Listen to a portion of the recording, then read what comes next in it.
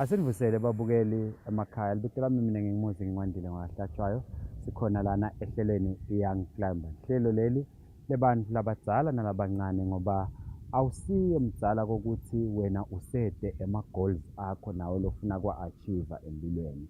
Awusiye mncane kokuthi wena kusede kokuthi usengaqala kuplanela impilo yakho. Wonke umuntu lokhona kukhona lakafuna kuku-achieve, kukhona tingqinamba lobhekana nato, kukhona abantu labathi ngeke ukhone. Hlelo ke leli leliletha inkuthazo, hlelo ke leli leliletha emandla, ligqugqutele babukeli, ligqugqutele bantu ukuthi asibe bantu labatinikako sikhatsi, asibe bantu labatinikako umdlandla sikhone ukuqhubekela siye embili. Kunebantu ke mbukeli labatibutayo ukuthi lenzaba yakhabo Young Climber iyasebenta yini? Ukhona yini munye longakasitshele ukuthi mina i-Young Climber yangisida? Khona yini umuntu lesingake simthole athi mina ngake ngavela kwaba khona lapho khona ngidibana khona ne-Young Climber, impilo yami sayibona ishintsha, kwaba khona umehluko lowendako. Namhlanje ke mbukeli sisithe cha, asisihambe siyobafuna abantu lesake sababona ba-attenda kumbe imisimeto ye-Young Climber, bo-Success Summit bona laba ba-interacta nebantu be-Young Climber. Sesike sibabone sibuye nabo sibabute kokuthi ngabe kuyasebenta yini lento, wena ungakuniketa yini labanye, ungabakhamela yini bantu lo muthi we-Young Climber. Khona ke namhlanje Mangaliso Mhlanga lesimtholile lomunye kulabaningi labasitakele ngayo i-Young Climber. Akusho ukuthi usitakele vele impilo yakhe beyeweni ngoba akusiwo wonke umuntu lesitamsita yeweni. Lomunye simsita nje angayi khona la kumele aye khona, lomunye vele simsita kumbe ayakhona vele eweni. But noma ngabe ungakuphi nempilo, i-Young Climber ikhonela kokuthi ikuside. Yatholakala ke-Young Climber kubo Facebook, yatholakala kubo Instagram, iyafika emasontweni, iyatholakala nakubo nasemaredweni, siyafika nasetikolweni. Kwakho nje ukuthi usibite sitawuvela. Uyafuna ke mbukeli kokuva kokuthi lento lekhulunywa ngayo kangaka kuthiwa kune-Young Climber, bantu labasha babukele kube njanjanyana, iyasebenta yini? Uyafuna ke kulalela indzaba yaMangaliso Mhlanga sitabe sinaye namhlanje ehlelweni asethela kabanti ngayo le-Young Climber. Hlala kanye nathi mbukeli ungaphutheli.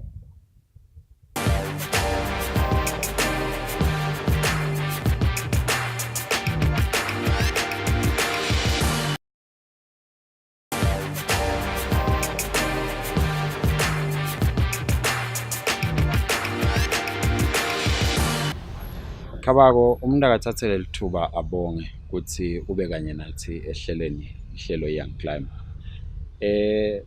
La ka Young Climber mhlawumbe umuntu mangabuda lokuthi udibana phi nje ne-Young Climber, khanzana phi ne-Young Climber? Ngibonge Mphayise. I-Young Climber ngidibana naye emsakatweni. Ukhuluma nyeljali leseligugle nyalo. Aha. Intokozo Bhembe. We-encourage abantu labasha ukuthi batimisele esikolweni. Phinde usharisha nama-struggles akhe labenawo empilweni. So wa-invite abantu abasha ukuthi bavele eNazarene kusemina. Sengiyavela kusemina. That's where I actually met Young Climber. Ma ufika kusemina ukhanza kwendekalani nje nakuthi mhlambe lele bese sekwenda uthi hayi labantu laba ngihamba nabo? Okay, lokule ngafike ngakuthanza kakhulu kwenteka kusemina ukuthi bekhuluma abantu labangangami, basharisha ama-struggles abo empilweni and ukuthi bakhonkarishe kanjani. So ngeva ukuthi I know I'm with the right group. Kwafika wakhuluma Jabe kuthiwa ngisakhile nalo selakhona selasebentela khona kakhulu. Lasharisha nawo la khona libe nema-challenges alo. Lokho angithinza kakhulu. Lafike lakhuluma ngendzaba yokuthi kufuna ungabi competitive, you have to compete with yourself. Ngabona ukuthi if I can tap into the internal person, I can achieve more than I can ever be. Ukuphi lapho nekufunza nje boka grade bani mhlawumbe? By 2009 bengilungisa Singisi. Okay. Because ngifite mangicede esikolweni ngaba ne-challenges ngisi. Okay. So ngaleso sikhathi makhuluma nami ngithola vele umuntu lodzinga i-motivation. Because uma uphasa endzaweni all of a sudden bagaza ukuthi utawungena ungene emvasi. Ubone kwenza ngaya khona baye behlule emvasi. Babone siwa semvasi. So that was the time where I needed more strength from within. So bengilungisa singisi, and then 2010 la ngakhona ngaqala ekwaliseni ngenda engineering electrical and electronics. Mhlawumbe masingahlala sike sigcilagcile kancane la ekutheni kunebantu labaningi lababukelako namhlanje nabo beva ngazuthi kumbe ba brilliant angisho njalo noma mhlambe bayaphasa etikolweni abese umuntu udibana nelimaki lakangakatitsheli bekangakaligadzi kokuthi lingafakwa egameni lakhe eve ngathi kwendeke liphutha kule generation lekhona namhlanje ubese ukhanza abantu labanye sebathi awu mina vele ngiyawufuna likabha leliqinile ngibone ukuthi awu nembala ukumva umuntu angadlala mjikeni lapho asala sweleka wena yini lele kubambako kokuthi ungadikhanzi sewuqabanga ukuthi awu akukhale noyane makunjalo ngoba vele batangihleka abantu. Hey, okay, my challenges nje. Okay, lokuya kungiside kakhulu mina empilweni ukuthi ngiye ngithanda ukuthi ngilalele our great heroes. For example, umlenge ngimlandzele kakhulu uMandela. I think kukhona la khuluma khona ukuthi it's not about how many times they've fallen, but it's how many times they've fallen and risen again. So ngeke bese ngizama ukuthi lama senginezaba tebulukhuni ngilalele bona because lama usebulukhunini ngila khona kufanele bese search the internal person, try to find strength from within. Yes, because I think impendulo etiningi atikho la ngaphandle. Impendulo etiningi tiqhamuka ngekhathi. So lithi iBhayibheli we are more than conquerors. So if bantu labasha banga understand ukuthi kahle kahle we've been given all the power to dominate. So if sekwenteka sokuba nalento lengathi useyakudisturba so zama kucabangana kakhulu than how strong and big we are from within. Ungabe so uyaphinde uyachubeka ungena ngasemthandazweni where you can find and draw strength. Kuyaye kungiside lokho nakho kakhulu. Manje mhlambe noma ngaba ngathi ngiyayinyanyalada nje kancane ngifuna lokuthi kahle kahle sikhulume lenzaba yekufeyila noma yekunga perform according to your expectations.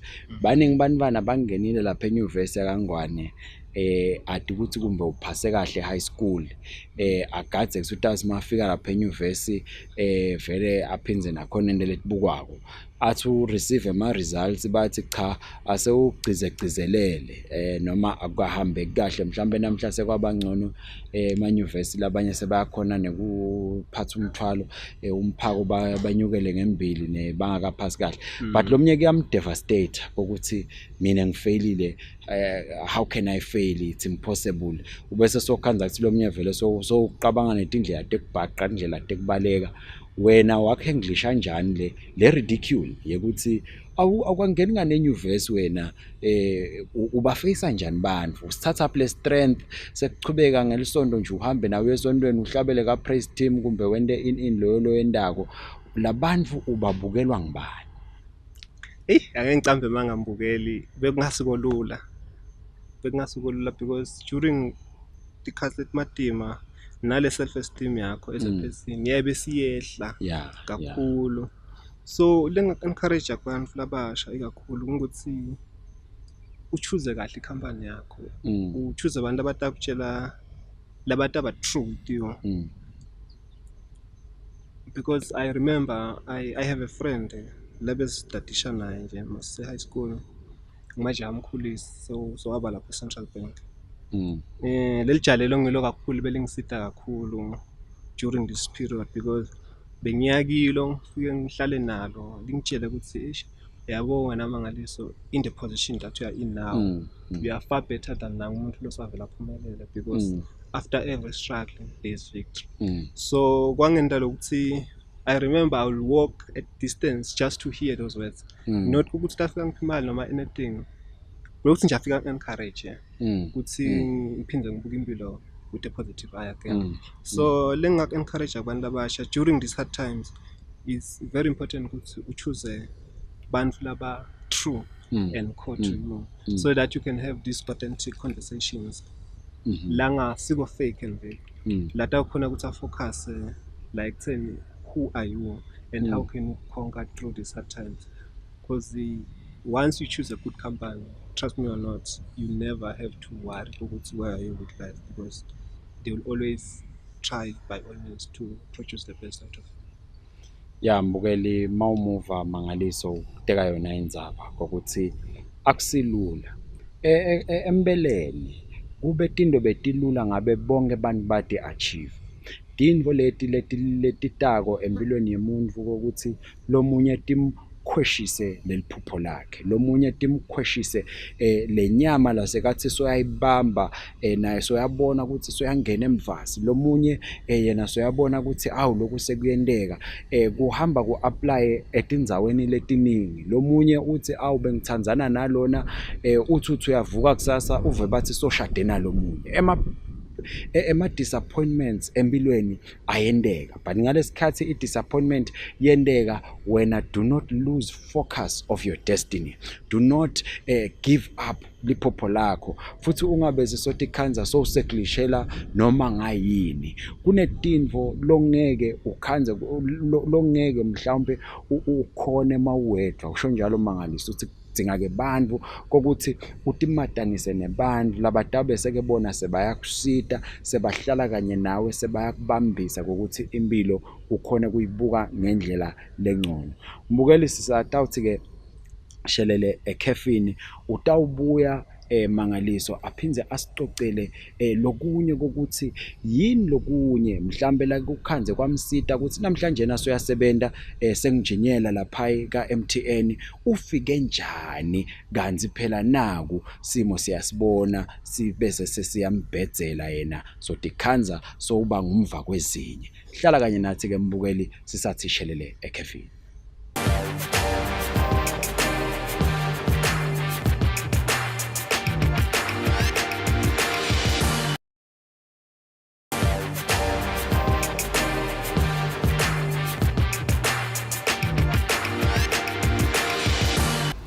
Asiphinde sikumukele mbukeli ehlelweni Young Climber. Ibito lami mina ngingimuzi ngingwandile ngahlatshayo hlelana naMangaliso kuba kaMhlanga.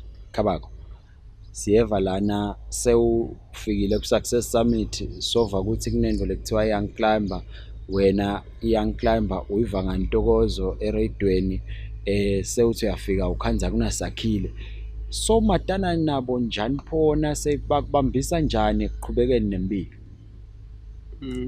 Lokho entekile mbukeli ukuthi ngitsite mangifika enyuvesi masisuka Success Summit 2009 and then 2010 ngiyaqala ngingena ekwaluseni. Mangifika ekwaluseni, okay, before ekwaluseni ngiseSuccess Summit bekunamajala amanye besonzana ngenyamane bobheki bekesha bebakhona ku-summit namajala angembili mabaphusha i-Young Climber, so phinde sichubeke nabo siye nabo ekwaluseni. Masifike ekwaluseni sifike siyayiphusha kakhulu i-Young Climber. Sicala naku besibita ngama-success class every Sunday makuqala liviki la besifike sicocisane khona sibantu abasha sibonisane ukuthi impilo sinayichubeka kanjani. La success class bekendani benifike niqoqisane kanjani njena ukuthi ni-achieve no lomunye nje umlale umbukeli uyatibuta ukuthi yathi nami ngifuna kuqala ama-success class ami ngala ungamsida yini ukuthi uma uqala i-success class yinto le nje ungayiqala kanje ubobe sowufike wenda kanje ngoba ngeke bonke bakhonekte enyuvesi yakangwane kutawuthamela leyo success class, but angenda njani yena lekhaya? Okay, kuli ngathi it's unfortunate ukuthi bebakhona ibese nyuvesi kanti mhlawumbe umbukeli uleka lavumisa uyatibuta lokuthi kepha yena ngafika kanjani. La befike phindze futhi kwente i-success class bekuyaye kuthole ukuthi umhayise la before afike ku-success class bekaye be nel-hour na VOC ukuze ukuthi nebamba lalele emakhaya beve lokuthi ba benefit kunga benefit thina sodwa. So yes.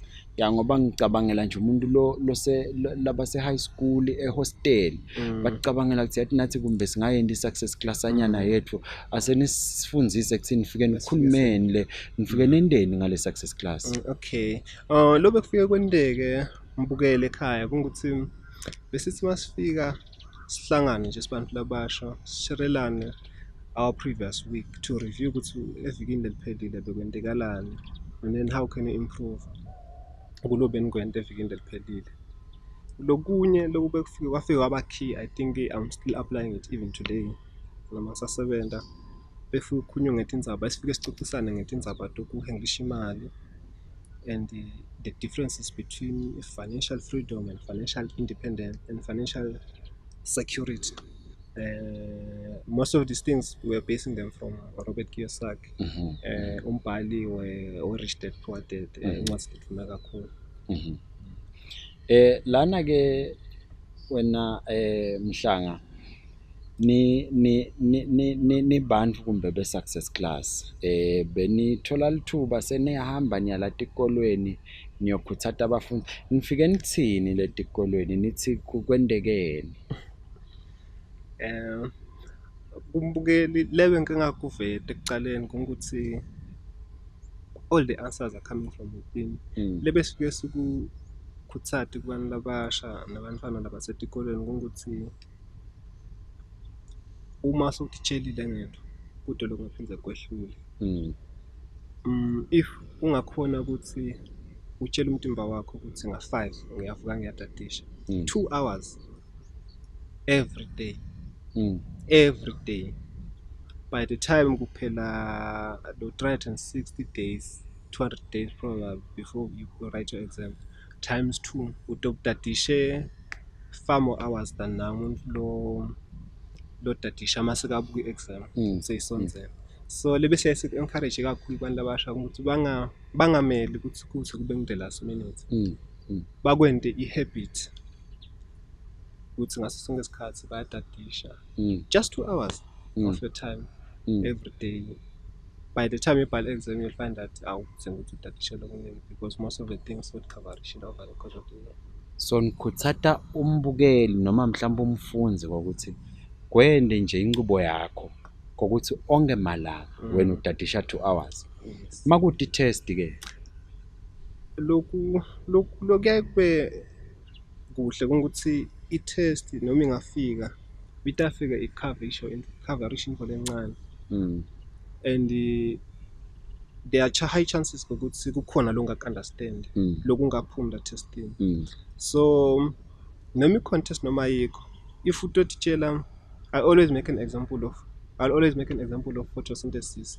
Benginga-understand photosynthesis until langa limbe ngibuye esikolweni ngathi hayi man yathi ngisafuna nje ukuthi mangisuka la kule ndlu le ngibe sengikwadi ucela noma umhalo ongakanani ukuthi yini kahle kahle i-photosynthesis. Ngiyakhumbula kahle bengibuye esikolweni ngahlala phansi ngingakhumuli ngatadisha ngathi mangiphuma ngebhara lami ngiyokha emanti bese ngiyathi photosynthesis. So le ngiya-encourage kwabukela ukuthi uma bekukhona longayi-understand kukahle ukuthi uyente nje in a very relaxed atmosphere ungena pressure so that into khona kuhlala isinke. Lala bathi bona basebenta kahle under pressure yena katadishi nje makungakamenyetelwa i-test ungathini kulabo? Cha ngiya-encourage kona lokho kakhulu.